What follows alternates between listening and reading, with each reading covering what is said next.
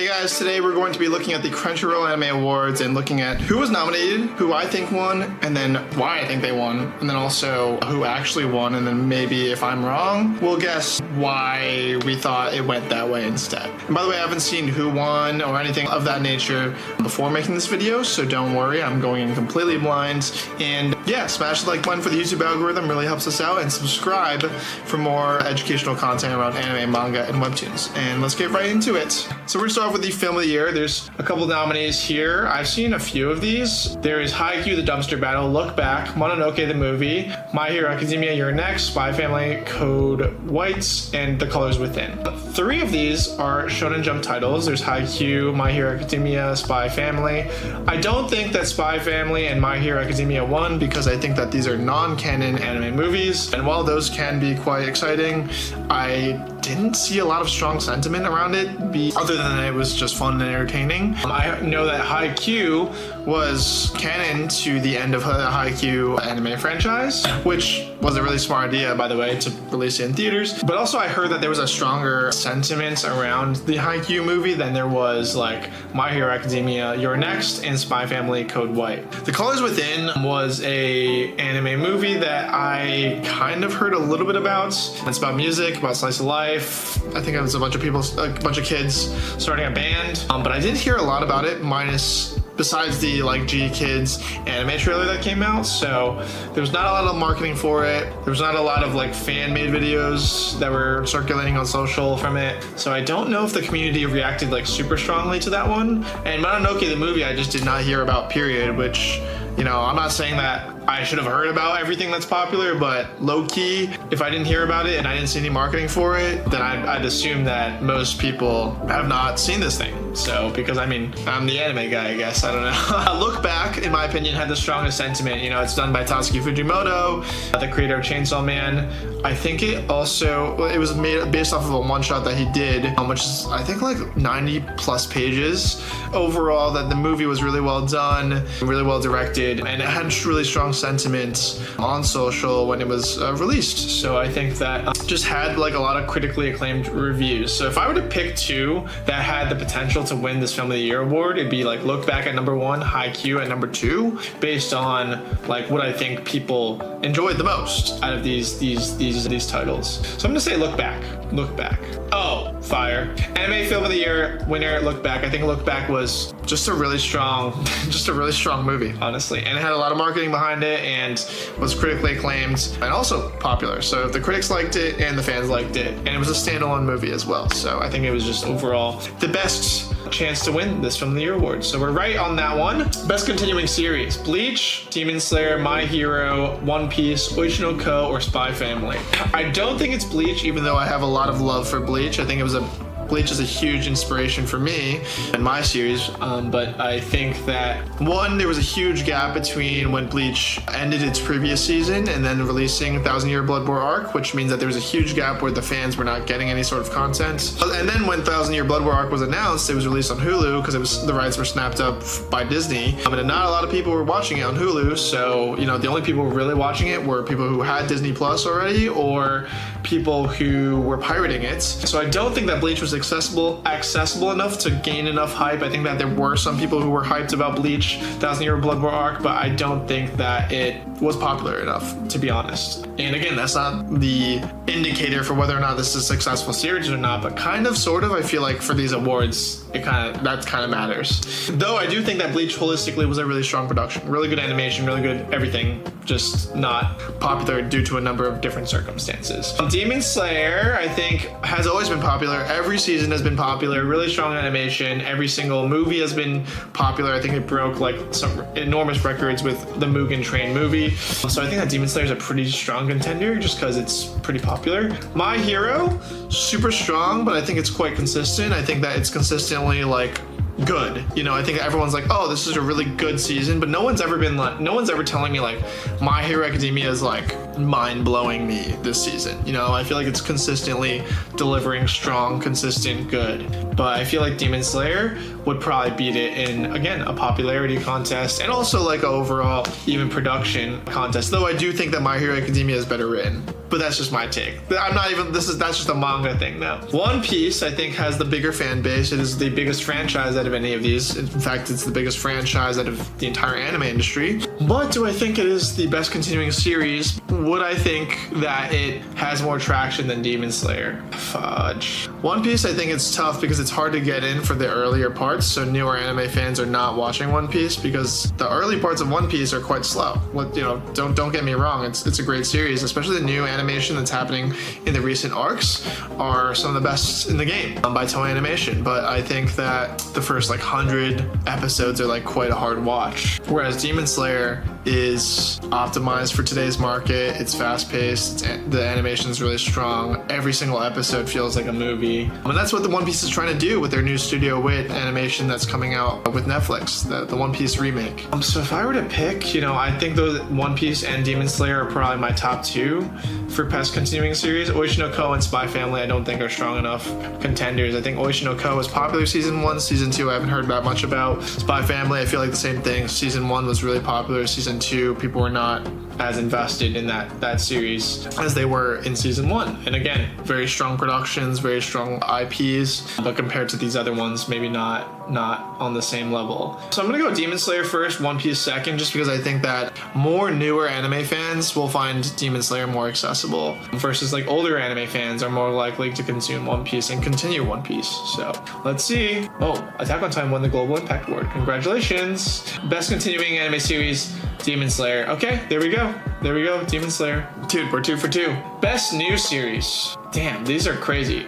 Dandadan, Delicious in Dungeon, Free Ren, Kaiju number 8, Soul Leveling, Apothecary Diaries. Dandadan, in my opinion, is a very strong series because it has just strong animation, strong writing. Happens to be a romance series that also operates within action and targets a demographic of boys, which is not very normal. I think that usually if it's targeting a romance action series, it's still targeting girls sometimes, Ranma One Half, Inuyasha. I guess those are shonen and male demographic targeting, but in the US, I think a lot of girls were watching that content. But anyway, Dandadan, very unique concepts, crazy animation, and they pulled it off very well. So I think that, is a pretty strong contender for me. Delicious in Dungeon was a really nice twist on the isekai genre. I think it's the first series that I've seen that was a dungeon cooking story, but I have noticed that there's a ton of other dungeon cooking stories out there that are isekai oriented.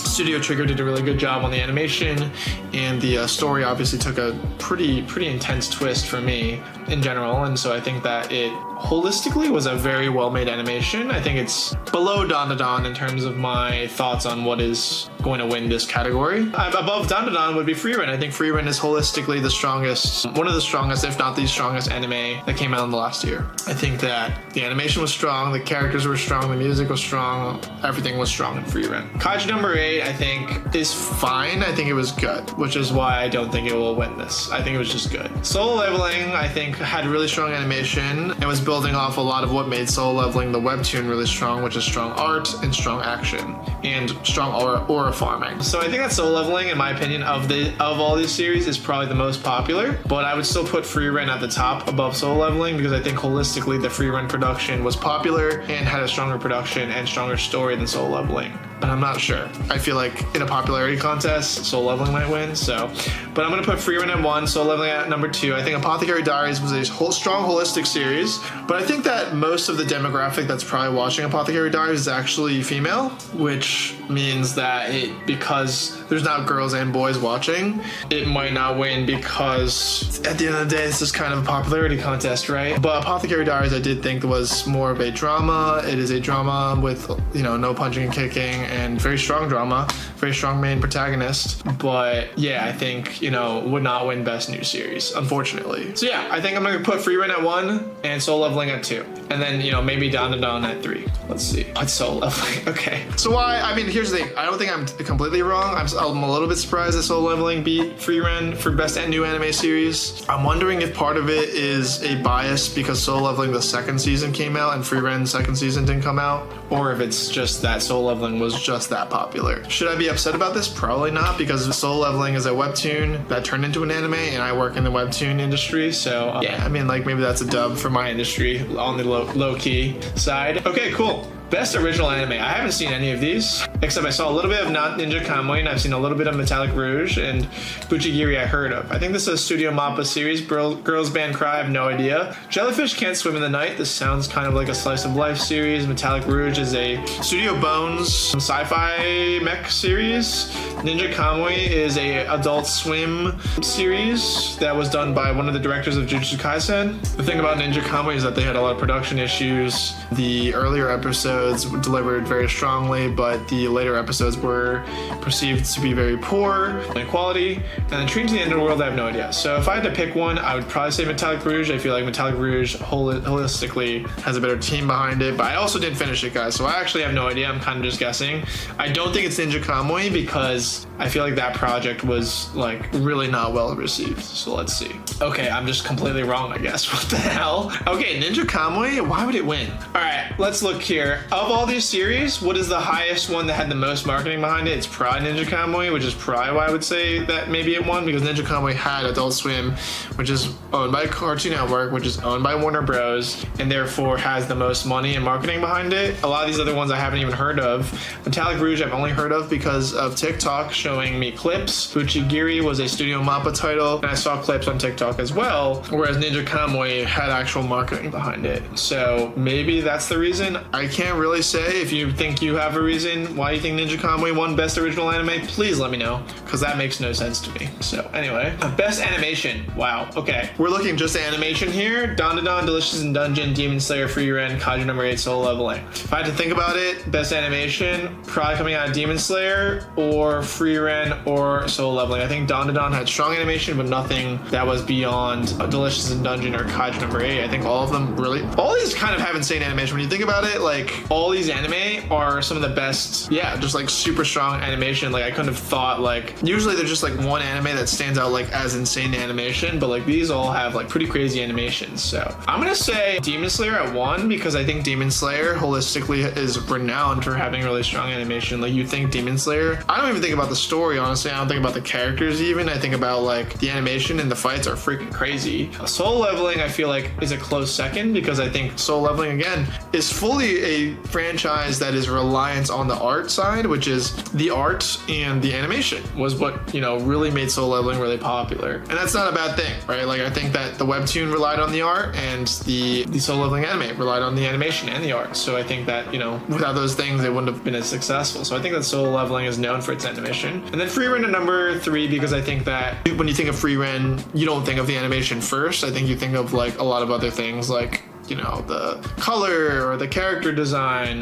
The animation, of course, for Free Ren was crazy, so I will say it's crazy, but I think Demon Slayer and Soul Leveling, when people think about those franchises, those anime, you know, animation is probably gonna be one of the first things that pop up in their mind. Best animation, Demon Slayer. Okay, we're cooking there. What is our score right now? I feel like Ninja Kamui we got wrong, and then I think, what else did we get wrong? We got new anime series wrong. Okay, so I think we're like 3 for 5 or something like that. Best character design, Dandadan, Delicious in Dungeon, Demon Slayer, Free Ren, Kaiju number 8, Apothecary Diaries. I'm gonna go Dandadan, and I'm just gonna end it there, because I think Dandadan has the craziest concept, which allowed for the character designer to go crazier, which would probably, when people think character design, would lean into Dandadan. Close second, in my opinion, would be not even close second. I'd say second, I would go Demon Slayer, and that's probably it. Like, I think Apothecary Diaries is, you know, the designs were fine. Kaiju number 8, designs are, I think actually Kaiju number 8, people were roasting the character design in that compared to the manga. Free Ren had good character design, but nothing crazy. I think Dandadan's really the clear winner. Yeah, okay, there we go. Best character design, Dandadan. We didn't even have to explain that one. Best director, let's go Dandadan, Demon Slayer, Free Ren, One Piece fan letter, Apothecary Diaries, Delicious in Dungeon. Personal take, it's gonna be Free Ren at number 1. It's gonna be Dandadan at number 2. We're gonna put Apothecary Diaries at number 3, because if we're looking at direction, maybe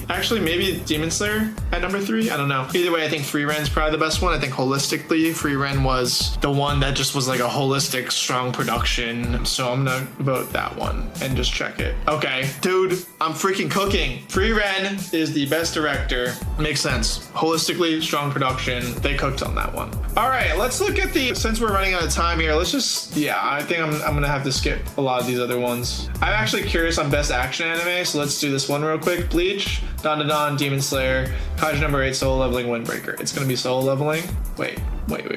Bleach has good fights, but it's not as popular as solo leveling. Dandadan has good fights, but it's not the core thing that it's known for. Demon Slayer has good fights, so it could be between solo leveling and Demon Slayer. Windbreaker has good fights, but I didn't think it was anything groundbreaking compared to solo leveling and Demon Slayer. I'm gonna say solo leveling for best action. Let's just look through some of these other ones. Best background art. Free Run makes sense. Best romance anime. Blue Blocks makes sense. I love the manga for Blue Blocks. Wow, amazing. Best comedy anime. Mashal, Muscles, Magic and Muscles. What were the other ones? Konosuba, Mashal. That's kind of sad Ranma is not taking home anything, but Mashal is probably like the most well-known comedy right now. Best action anime. There we go. Solo leveling. There we go. Let's look at some of these other ones. Best isekai. ReZero. Best drama. Free Run. Oh, okay. Free Run's taking home some dubs. Oh, Pluto was one of the best drama potentials. Interesting. Best slice of life anime. I've never heard of this. Then again, I don't watch that much slice of life anime, so maybe I'm cooked for that. Best main character, Sun Jin Woo. I would hope so, because solo leveling is literally only about Sun Jin Woo because there's no one else that even matters besides him. That's kind of sad that Free Ren lost that one, but I guess Free Ren is more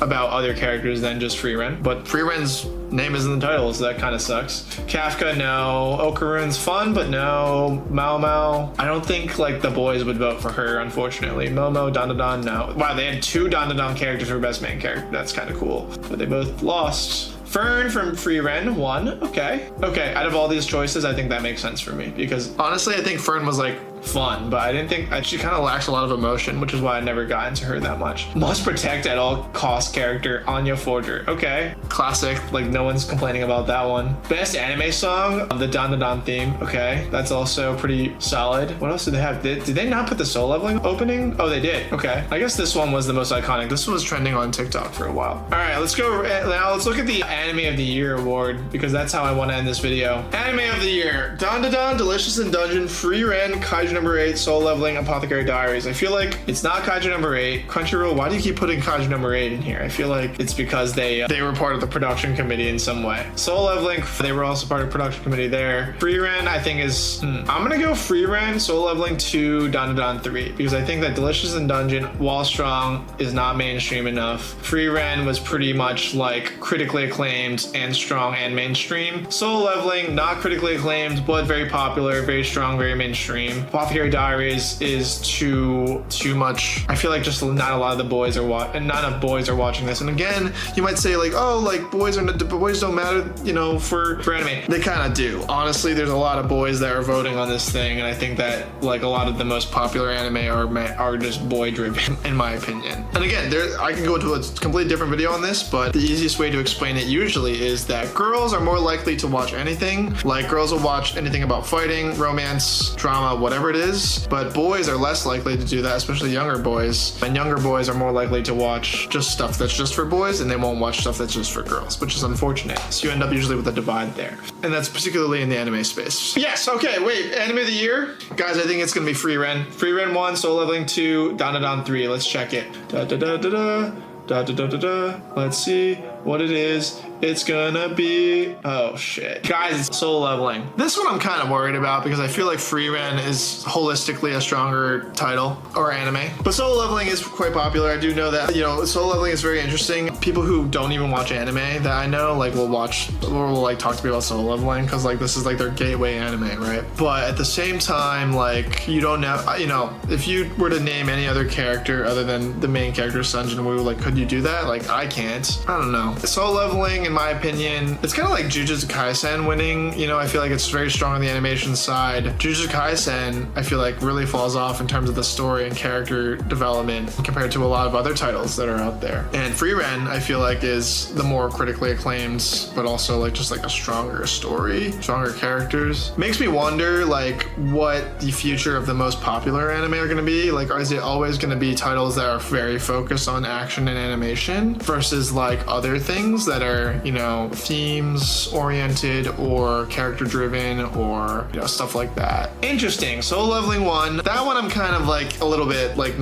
not happy with that one. I think that like one doesn't really make sense to me, but I do understand that from a popularity lens, I guess it makes sense if it's just a popularity contest, because I think that Solo Leveling had an enormous amount of marketing, extremely popular, broke records on Crunchyroll, and extremely accessible anime. If you're into a series like Jujutsu Kaisen, for example, you're probably not watching Free Rent, but people who like action and like slice of life anime can also watch Free Rent and enjoy it. But if you only like action, you're not gonna watch it. Damn. Okay. I was off on it. You know, I think that I kind of think Free Rent should have won, but you know, whatever. Okay. Well, guys, that is the end of today's video. Just analyzing the Crunchyroll Anime Awards. Solo Leveling seems to have taken Anime of the Year, which again, I should be happy about because I come from the webtoon space, but at the same time, I'm a little bit iffy about that one because I feel like Free Ren was perhaps the stronger story. But who knows? You know, what do I know? Once again, thank you guys so much for watching. Let me know what you guys thought about the awards in the comments below, and yeah, we can talk about it. Thanks. See you guys in next week's video. Peace.